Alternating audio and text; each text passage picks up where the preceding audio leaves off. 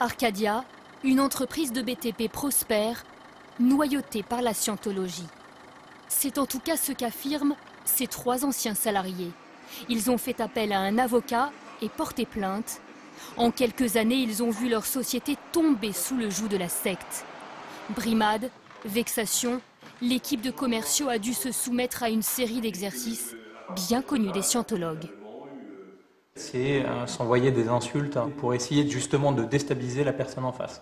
Si encore une fois la personne est déstabilisée, on reste bloqué sur cette étape sans passer à l'étape suivante. Et ça pouvait durer des mois. Mais le prosélytisme va plus loin. Chaque salarié se doit de lire les écrits de Ron Hubbard. Ron Hubbard, le fondateur de la toute-puissante scientologie, église aux 12 millions d'adeptes à travers le monde, comptant des stars dans ses rangs. Les salariés d'Arcadia seront même obligés de suivre des formations et passer des diplômes. Et où cette formation? Sur Paris, à l'église de Scientologie. Sur le temps de travail? Sur le temps de travail, bien évidemment. On y apprend quoi dans ces formations? On y apprend surtout à être comme eux. Nous n'étions plus des salariés, nous étions devenus des étudiants. Voici l'organigramme de l'église de Scientologie. Voilà celui d'Arcadia. L'entreprise française a littéralement calqué son organisation sur celle de la secte, avec les mêmes 7 divisions. Pourtant, le patron de l'entreprise se défend formellement. La scientologie n'aurait jamais pénétré la sphère professionnelle. C'est complètement et totalement faux. Il n'y avait rien.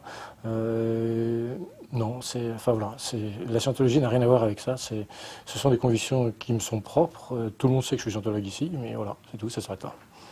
Mais en quelques mois, ce patron a vu une vingtaine de salariés quitter son entreprise, dont son propre fils. Avec la scientologie, moi j'ai perdu mes parents, parce que plus du tout la même personne, plus d'humanité, plus d'émotion.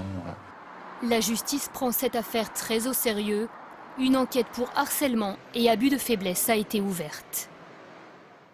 Elle s'appelait Angèle, était âgée de 4 ans. Cette petite fille retrouvée morte lundi à son domicile en Vendée a été torturée durant une semaine. Sa mère et le compagnon de celle-ci ont été mis en examen pour meurtre, acte de torture. Le père de l'enfant assure qu'il avait alerté les services sociaux du Val-de-Marne lors d'une procédure.